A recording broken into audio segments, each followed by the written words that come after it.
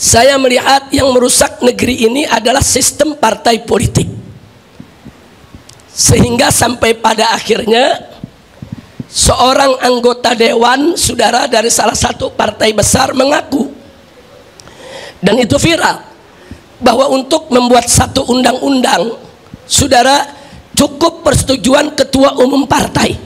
Tapi sekarang ini udah rusak semua.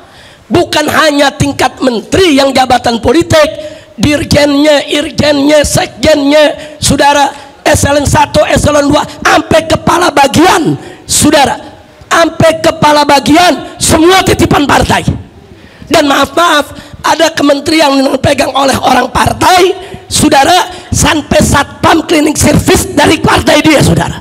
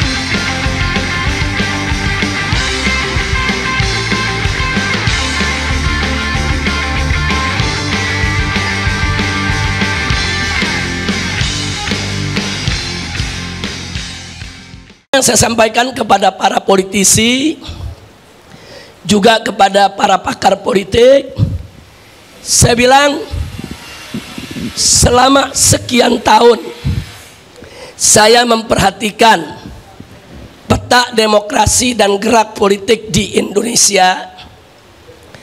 Saya melihat yang merusak negeri ini adalah sistem partai politik, sehingga sampai pada akhirnya seorang anggota dewan saudara dari salah satu partai besar mengaku, dan itu viral, bahwa untuk membuat satu undang-undang saudara cukup persetujuan ketua umum partai. Artinya kalau di DPR itu katakan ada 9 partai atau 10 partai, cukup 10 orang itu yang ngatur kita punya negeri.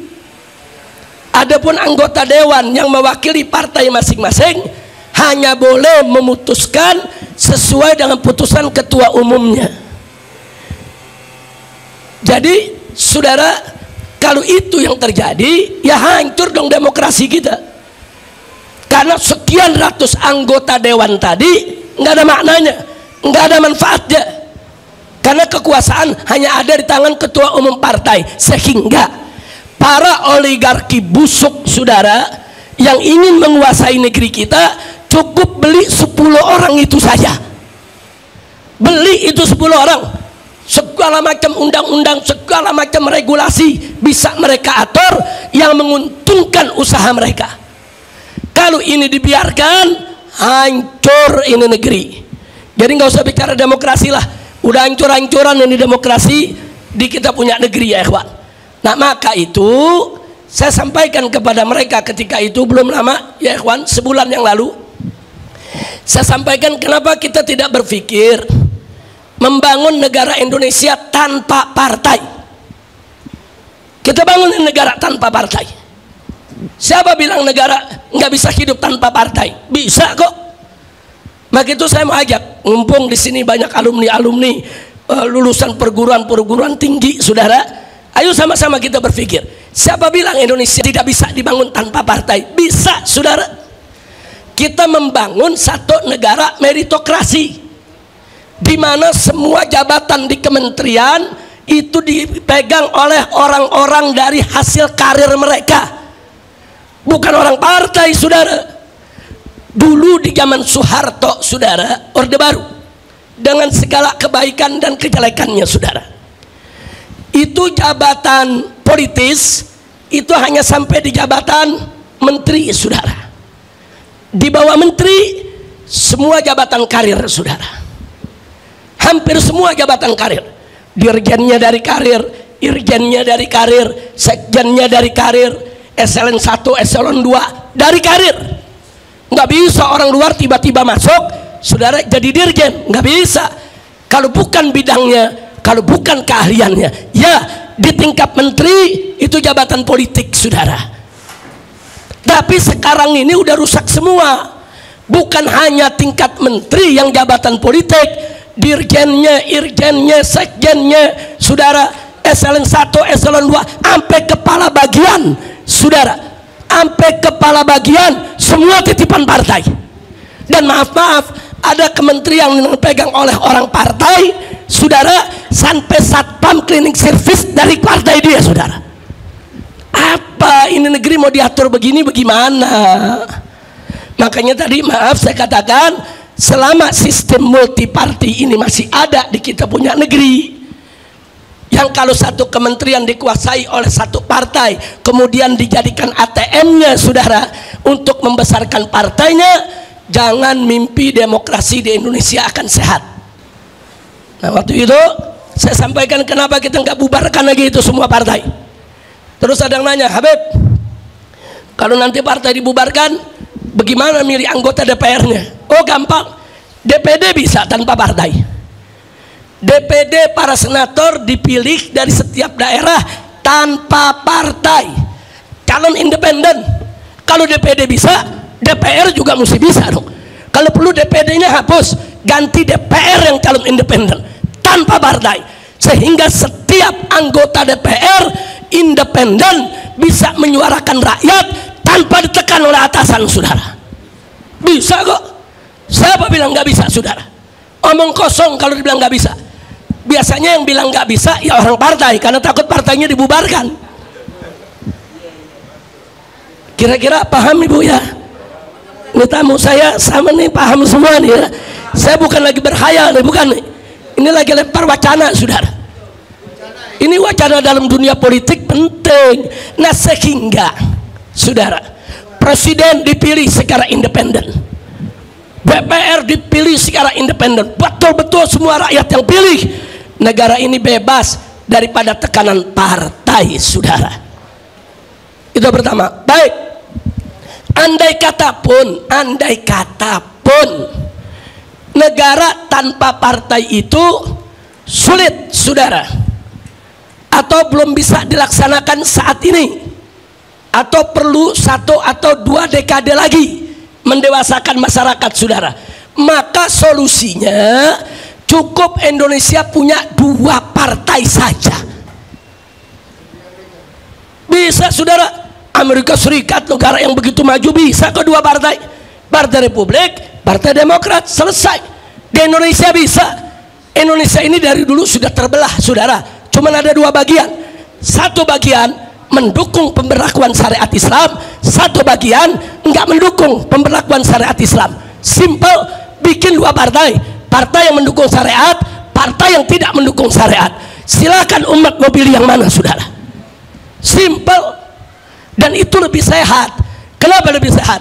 Kalau partai Islam yang menang, maka partai sekuler silakan jadi oposisi untuk mengimbangi daripada kepemimpinan partai Islam. Kalau partai sekuler yang menang, maka partai Islam yang jadi oposisi. Jadi negara ini, saudara, ada balancingnya, saudara, seimbang. Nah, kalau sekarang teriak-teriak negara presidensial itu nggak boleh ada oposisi, jadi semua disuruh dukung pemerintah, nggak boleh beroposisi, saudara. Nah, jadi 2 partai itu juga masih boleh sehat, walaupun saya tetap kepada wacana pertama, bangun negara tanpa partai, sehingga nanti jabatan-jabatan menteri, saudara, itu bisa diambil dari jabatan karir.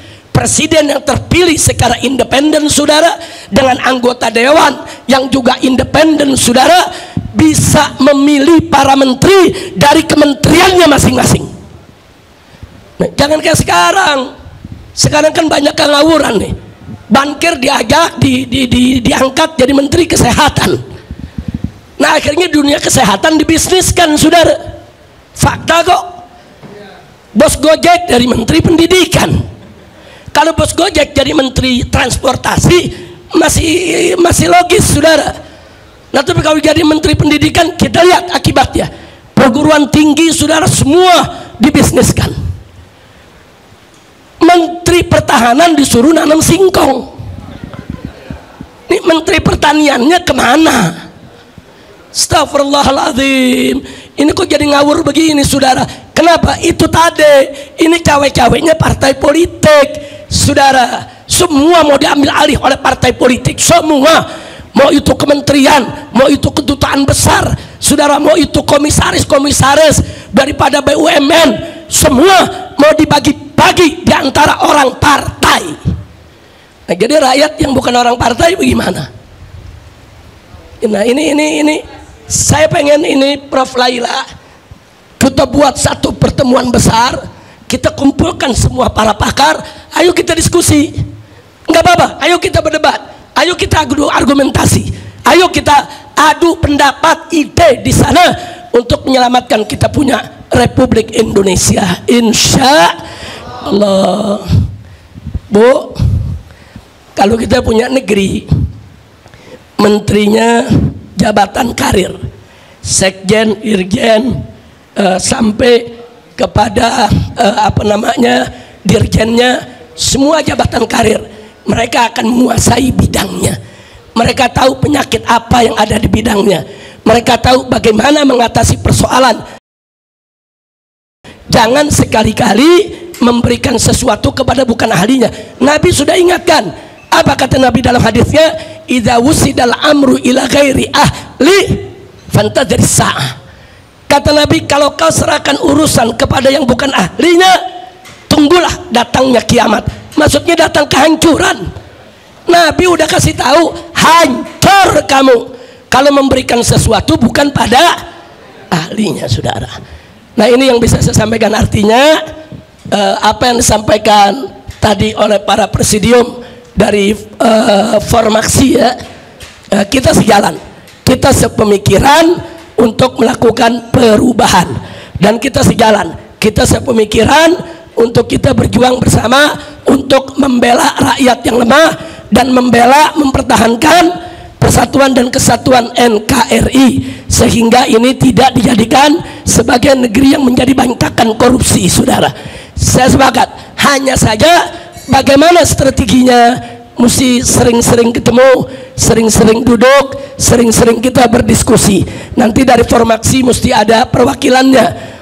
Tentu tidak semua orang di Formaksi yang kita undang, karena yang akan diundang begitu banyak organisasi dan LSM. Dari ormas Islam aja udah 60 ormas lebih yang bakal kita undang, belum dari yang lainnya. Kita duduk bareng, yuk kita bicarakan soal negeri kita, saudara. Insya. Nah kalau sekarang kita lihat, saudara, menterinya dari partai, dirjen, irjen, sekjen dari partai, kepala-kepala partai. Tahu-tahu orang yang nggak ngerti apa-apa masuk ke dalam, saudara, kementerian, dapat jabatan. Gimana ceritanya? Wah, belakangan terakhir ada biduan lagi dapat honorer. Ini apa ceritanya ini negeri, saudara? Hancur ini negeri kalau kita percayakan negeri ini kepada partai, saudara. Nah cuman saat ini karena memang kita dipaksa dengan sistem partai, ya mau nggak mau kita mesti kerjasama dengan partai, kita mesti dekat dengan partai, kita salurkan aspirasi kita ke lewat kawan-kawan kita yang ada di partai. Nah kenapa kita menolak sistem partai? Kok kita sampai saat ini masih berhubungan dengan partai? Jawabnya, karena saat ini kita tidak diberi pilihan lain, harus lewat partai, saudara. Nah ini yang harus kita berani melakukan perubahan. Jadi jangan tanggung-tanggung. Kalau melakukan perubahan, lakukan revolusioner yang betul-betul sistem ini kita ubah untuk kebaikan Indonesia, insya Allah. Nah ini yang kita mau sampaikan. Jadi kalau ini berjalan, ibu-ibu nggak repot demo dulu, Bu. Ya capek kita udah demo nggak didengar. Sekarang demo nggak didengar, saudara. Pemerintah sudah tahu bagaimana supaya demo kapok. Tangkap aja pemimpinnya, tangkap aja koordinatornya, tangkap aja tuh yang minta izinnya. Nah jadi sekarang setiap demo padam, demo padam, demo padam, karena mereka sudah pelajari bagaimana cara menundukkan demo. Ada juga demo semangat, besok diundang ke istana, lusa udah adem. kayak kerupuk disiram air, saudara. Nah ini yang terjadi di kita punya negeri. Baiklah, insya Allah ke depan kita akan buat pertemuan ibu dengan para tokoh bangsa kita untuk merumuskan strategi bagaimana menyelamatkan negeri, insya Allah. Dan itu tadi, kita nggak mau ngobatin kayak koreng, obatin sini muncul sini, obatin sini muncul sini, tapi kita pengen satu strategi yang punya formula bisa mengobati semua penyakit yang ada.